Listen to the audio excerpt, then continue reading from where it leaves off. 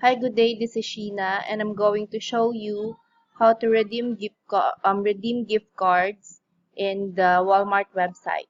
So you need to log in, then go to account, click account here, then gift cards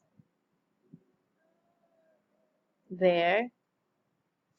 So please note that Walmart only allows 5 codes or five gift card codes to be used at the same time here. So if you need to redeem a new card, just delete those cards with no value.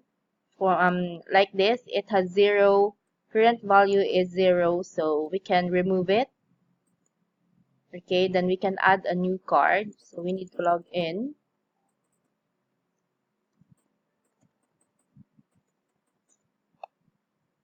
Okay, so just go and click add new card. Then here, you just need to enter the gift card number. Okay, example of a gift card code is this one. So enter the code without a space. And then the PIN. There, then click save.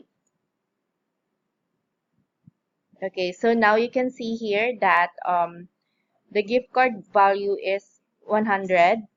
Okay, so you can now enter a new code by just deleting